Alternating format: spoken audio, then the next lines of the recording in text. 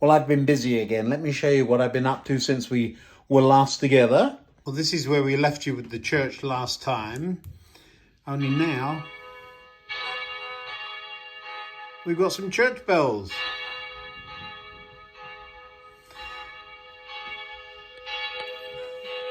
It's just a little speaker that needs to be mounted.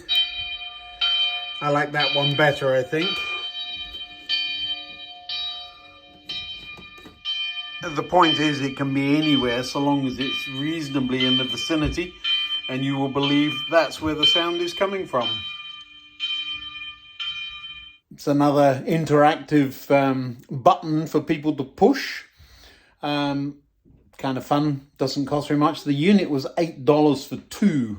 I got them some time ago.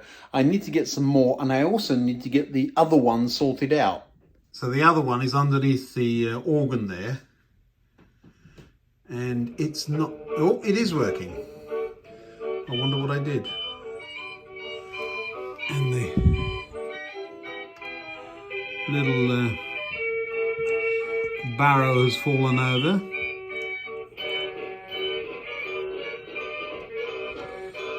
So yeah, they can be quite effective. That one's a pain in the neck because it lasts for about 4 minutes, you might remember. So I have to find a way of charging the batteries without having cables everywhere. So the room could get quite interesting, couldn't it?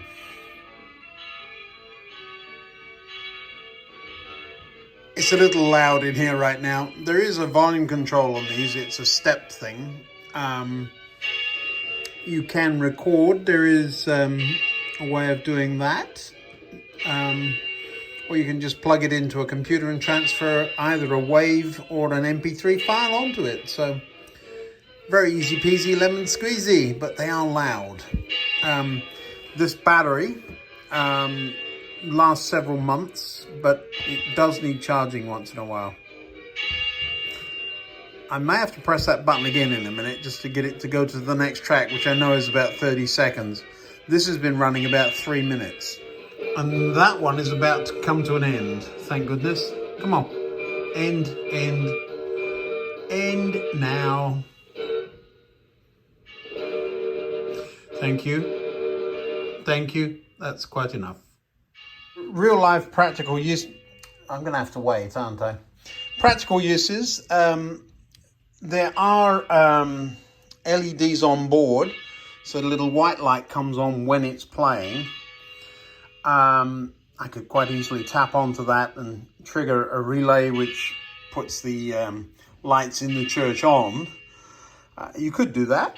On the organ, you could have the light come up in the organ and light it up while it's playing.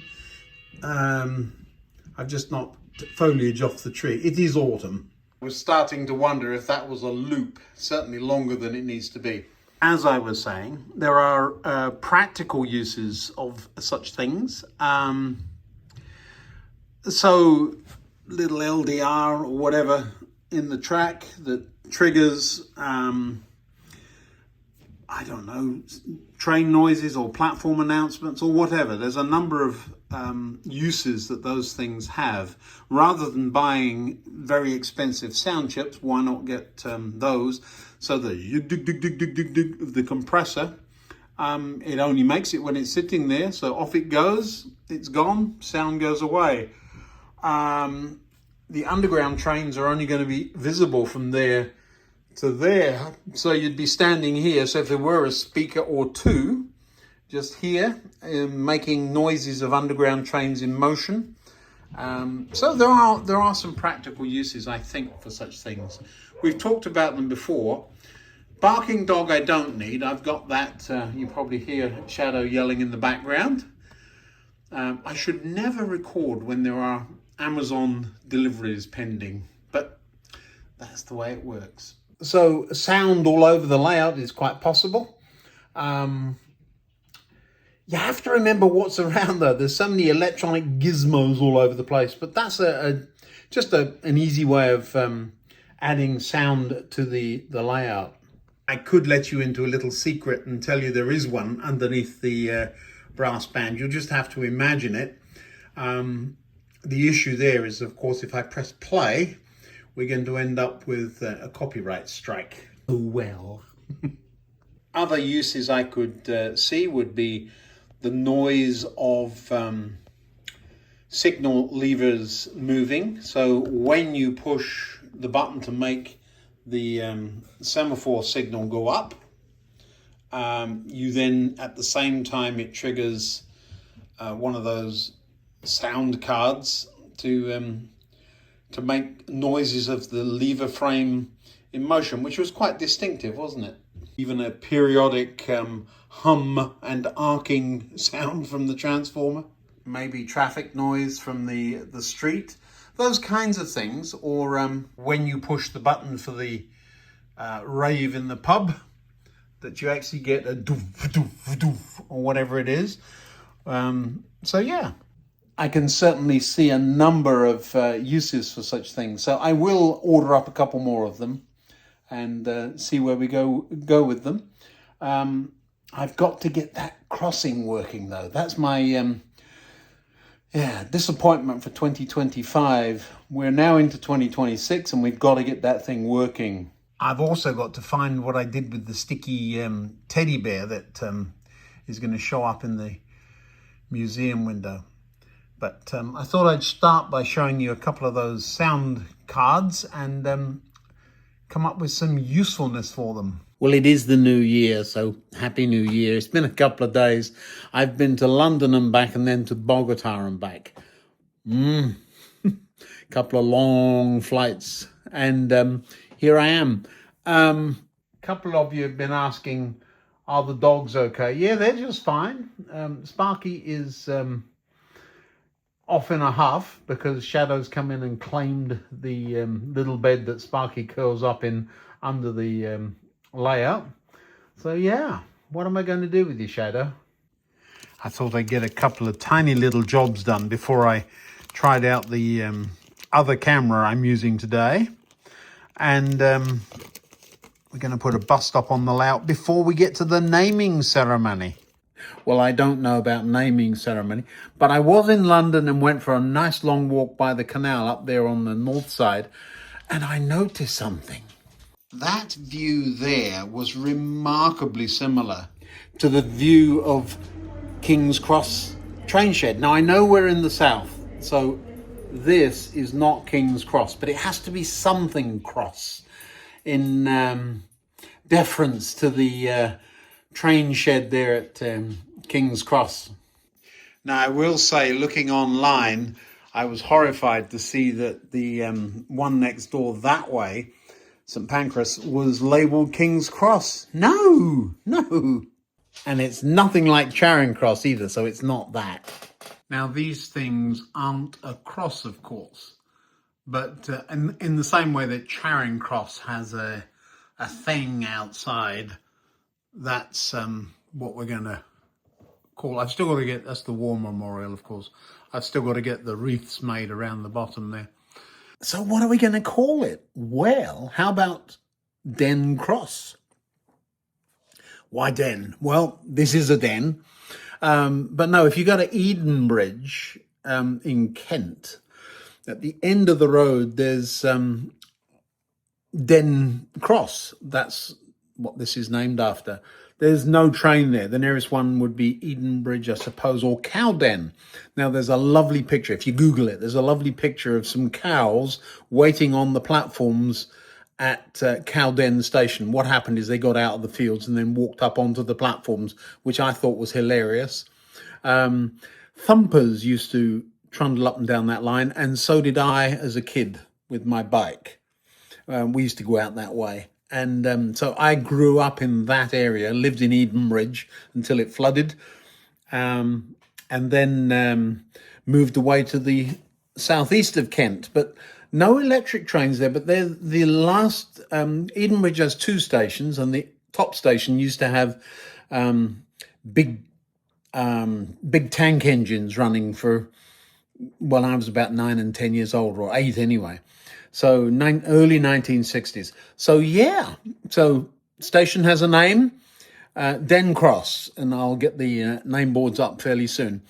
I'm assuming by now there are 3,000 subscribers, which to me is just, what now? 3,000 people watched and enjoyed enough to go click.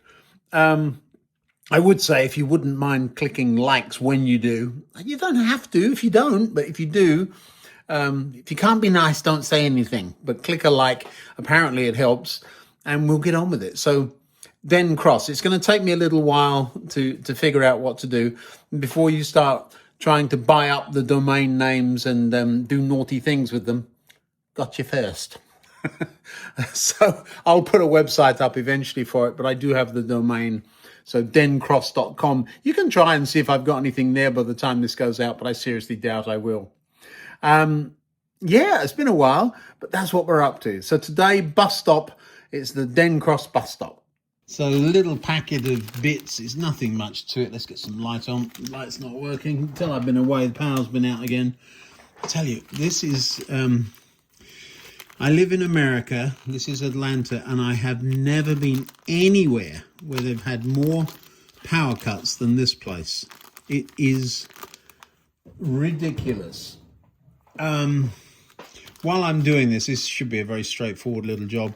While I'm doing this, we'll talk about some other things. Why don't we ever finish a project? That's come up a number of times. Well, we do. You just take time doing it. Oh, we got 3 bus stops. Look at that. Now what am I going to do?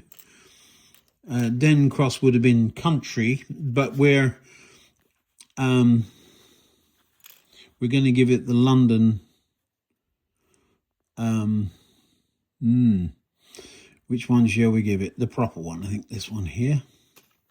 We can always change it, and I'm assuming these just stick on and wrap around. Yep, they do.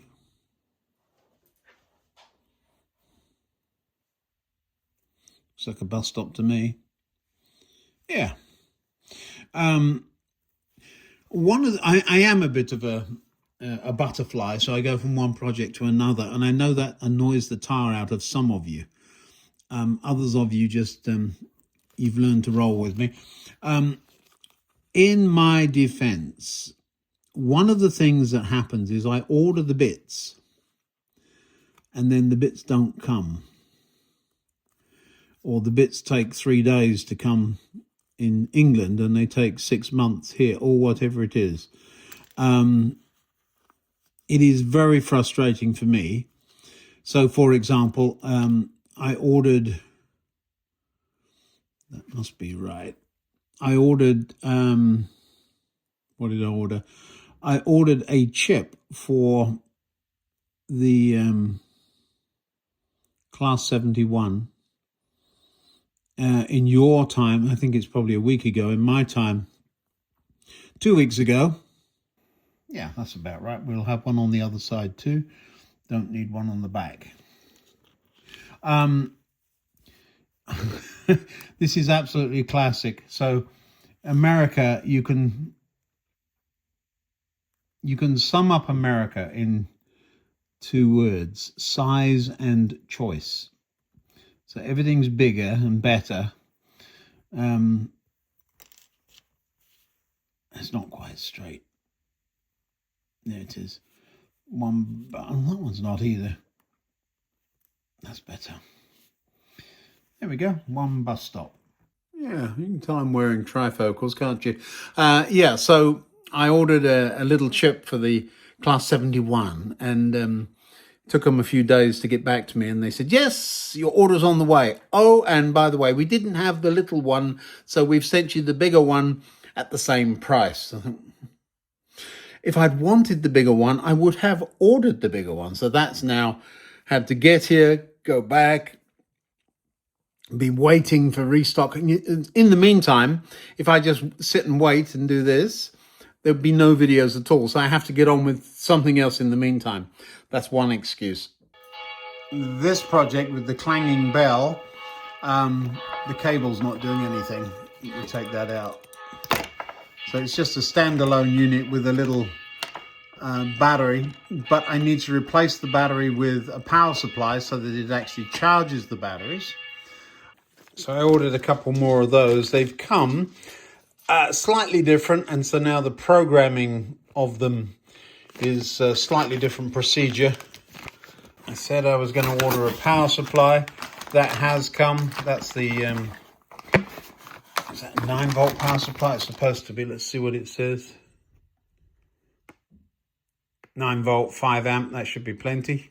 So we'll hive off this part of the layout all the way round to the end part, which will have quite a bit on it, and then cut it there, leaving the high street and the far end of the layout on the existing supply.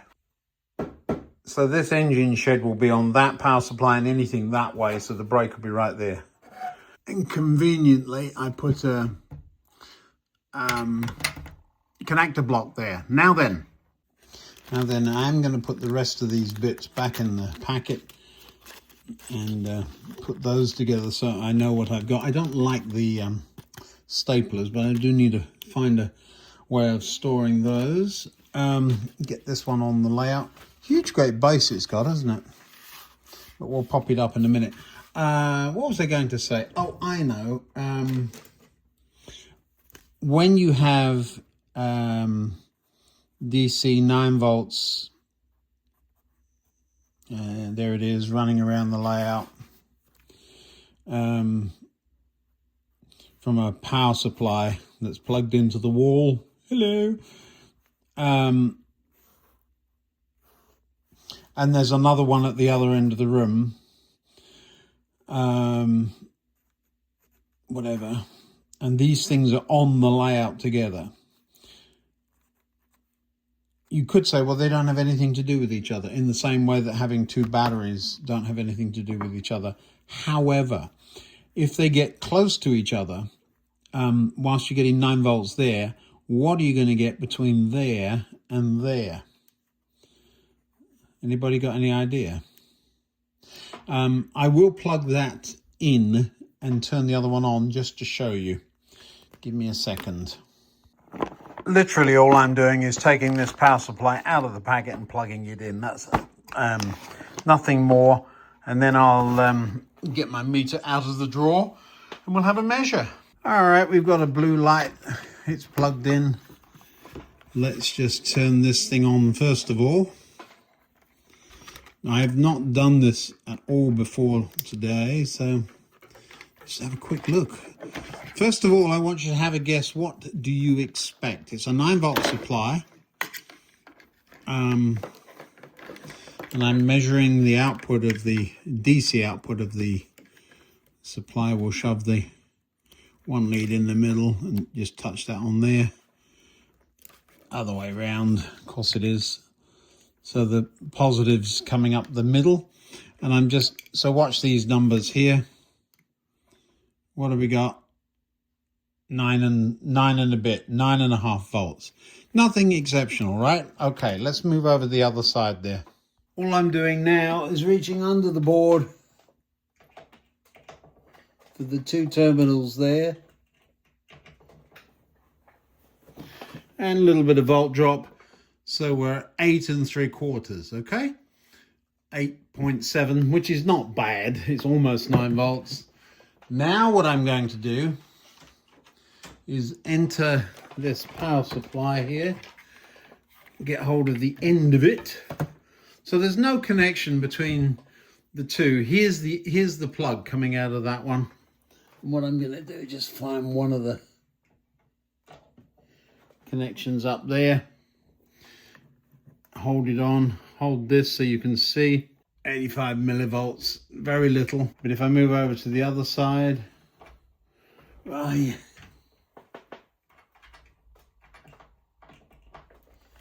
So we're just going to measure between these two here. About 0.5 volt on one side. It's all over the place. My point. It's not hundreds of volts, hundreds of millivolts. So you get a couple of volts either side. It can go much higher. You sometimes get quite high voltages between two completely independent power supplies. Why is that? Well, because they're volts relative to each other, and one of them may be ground at one end and not at the other, or who knows what. But does it have any impact on anything? Nah, not really. But simply what we do is just join those two together. So there's a common ground all over the layout. It doesn't matter then. So there's going to be 9 volts between here and there, 9 volts between here and there. Between there and there, probably nothing. But the point is, you can get, we didn't in this instance, but you can get significantly more between there and there if these aren't joined together. Since I'm using very low current devices very often, that's a trick that can end up, if you don't do it, can end up burning things out. So let's say we've got a couple of rail tracks here, and one of them is controlled by one variable power supply and the other one by another. What we can do is tie all of the negative rails in the same way together. See it? And then this one goes off to that rail, and this one goes off to that rail. And it doesn't matter. So this is, it doesn't matter which negative you use, because it's the electricity coming from this one is going to go back to that one, and the one coming from this is going to go back to that one. So you only need one ground. Then if you're using one of the rails, it just reduces the amount of wire. I hope I'm explaining that reasonably well. It is something people say you can't do that with AC. Of course you can, so long as the power supplies are in phase with each other. With DCC, the confusion there is that there is not AC on the rails. What now? No, it's pulse width modulation, so it's a coded signal. The way around that is by using boosters. So we use, oh, here comes the dogs again. It's not time for a WALK just yet. You all right? Are you? So since I use the DigiTrack system, this is a booster. It looks very similar. It's a much newer version than the one I have. Why can't I get into it? There you go. That's what it looks like. So you use the same LocoNet as every other device on the layout, including the one that's under there strapped up. But this one then just runs on a separate power supply. And when you connect this one to the rails it supplies, current is drawn from this and not the other one. And the LocoNet simply link together between this one and any other device, including power supplies you've got on the layout. So why have I got that, and why is it in a box? Well, the layout runs quite nicely with just the one I've got, but when there is a short circuit, the whole thing shuts down. That's the first thing. The second thing is that as the layout has grown and is growing, I keep adding things. We're getting to the end of the, we're getting to the limit of the one that is installed. Another thing, all of the points are on one of the units. Now, why is that an issue? Well, you can run DC locomotives on these DCC tracks. You just raise this one or that one to a higher potential than this one. So there is a DC difference between the two, even though there is still AC or pulse width modulation going on between the two. The DC motor might buzz a little bit, but nevertheless, it's got that DC potential, so that the locomotive will run. However, the point motors won't. So if you're going to do that, you don't derive the point motor power supply from there, which is what I've done all over the layout, of course. So it's not quite the same as joining all the negatives together, but you can share the power, and essentially you do end up joining one rail together once you've synchronized all of the LocoNet. Now, I'm talking and it's going over some people's heads. How do I know this works? Well, I used to work on ships that had great big DC generators, and you ran them up and joined them onto the board in the same way that those DC people do their thing. But then when we went to an AC ship, we had to synchronize the alternators before we could put them on the board. And so once you did, we used a common neutral. And so all three, mostly three generators or alternators on a ship, all three of them work nicely together, sharing load. So it can be done, but you have to sync things up first. This is a little bit different than the issue I'm talking about here. So what I'm talking about here is, for safety reasons, I do join all of the negatives together. You might remember I had a 5-volt and a 9-volt supply at that end of the layout behind the camera. And I did that there, joined them together to get rid of a rogue or standing potential difference. Usually you can't draw much current from that thing, which is why I wasn't worried about touching it. With a couple of 100 milliamps, it's not going to bite you. But sometimes it does get quite large. And then you, oh, where did I get that tingle from? Remember, it's not the volts that kill you, it's the current that flows that does. Another little safety trick, that multi-block there, or the power strip, it's below halfway on the wooden pole. At the top is all of the block detection. And there's stuff like this all over the layout. There's a power supply link up there, and another a LocoNet input and output there. Block detection down here. But the power stays down there. There's no mains power at all within 18 inches or 2 feet of the board surface. Nothing up there whatsoever. So if there's a wall wart or something like that that needs power, down there it goes, and you have to run the cables up then to get them to the board. No question then about cutting the wrong wires. Well, that's a little ramble. I know. Lots to do. The upcoming big project, of course, is this end. Reworking that. Lots and lots and lots of bits on order. The locomotive's ultimate destination is there. We're waiting for a chip for that one. Let's just pop this bus stop somewhere it needs to be. Probably up where well, you wouldn't have a bus stop before the zebra crossing, so somewhere there is probably better. There we go, a bus stop. Now the bear in the window and the gates operating on their own, what that's waiting for is for me to learn how to do it. And I'm working on that in the background by reading. I have been traveling quite a bit in the last couple of weeks, and I'm off a couple of days now. So maybe we'll get to figuring out how to do that before I order the appropriate bits for that. There is a package or two today arriving, so we'll see what's in those. I think it all got held up in the Christmas and New Year rush. We've got points, and we've got track, and we've got some rolling stock and some buildings and some idea. I need to get a baseboard. I know that technology has moved on since I built baseboards last, but we'll stick with the old method of great big thick ply instead of the wee little thin stuff. One thing I've noticed is that people are using that foamy stuff.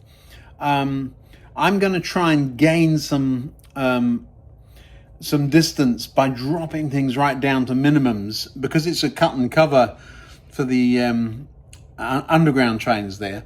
So I'm going to try and gain some height on the or lack of it on the incline. Here's what I'm talking about. The incline is still inclining till there, and I'm going to try and keep that inclining. I wanted to have the curve, everything happen outside of the curve rather than inside the curve. We'll get into that in the next video, but I don't want to take this all to pieces before I can actually do something about putting it all back together sensibly. Another project for this year, fix the UPS so that the computer stays on longer when the power does go out. We know the power goes out, so do something about it. And clearly it's been out for some time. The computer once again needs to be rebooted. This is frustrating.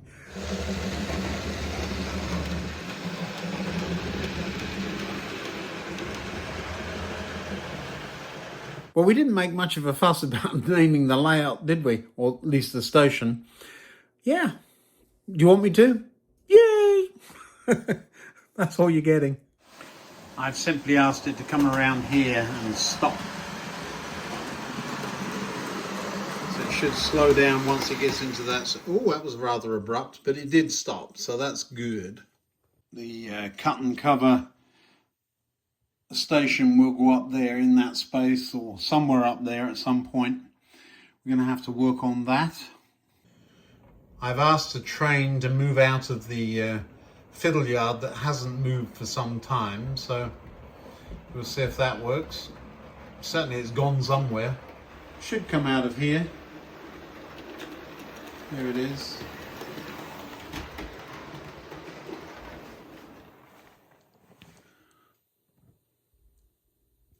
Stopped in the tunnel because it's got nowhere to go. So the ferry train is starting to learn his manners and slowed down a little bit. This is a quirk I know about but haven't seen happen for some time. The ferry train did not come down the hill and crash into that.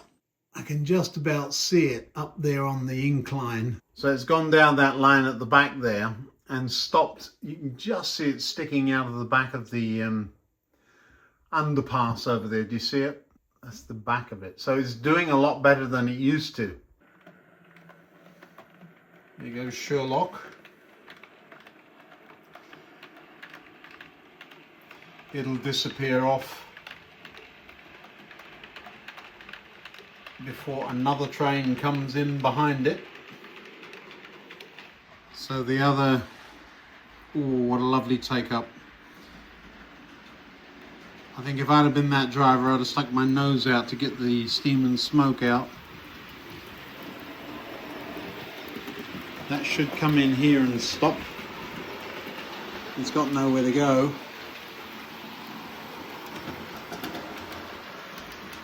Well, it does now because the other ones have moved. This is one of the joys of watching automation happen. Third rail included. Lovely.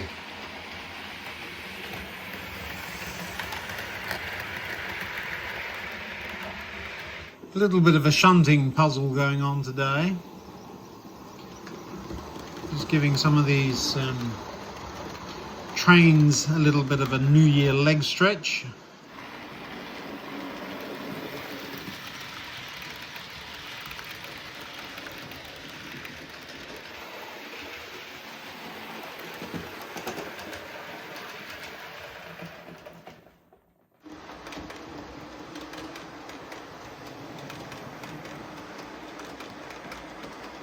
It's on a special outing to see Manston.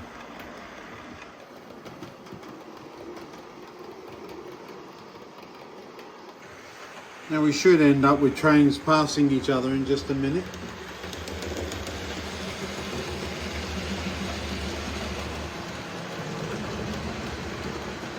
It's going to do it a bit of an awkward spot.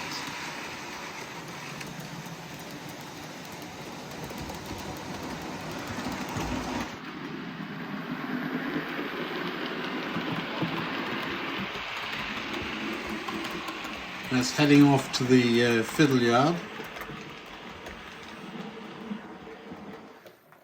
And there we go. Quite partial to a good spam can. And it's right at home down here with the parcels train. Let's see how this one takes up. Oh, not bad.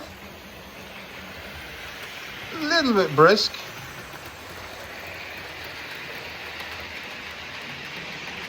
And if all goes well, the ferry train should come along here and stop.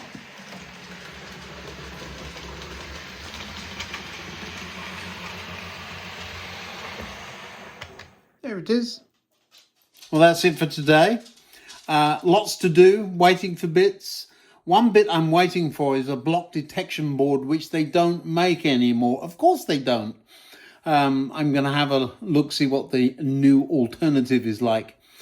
Yeah, bits arriving. Train's learning some manners. And all is well at Den Cross.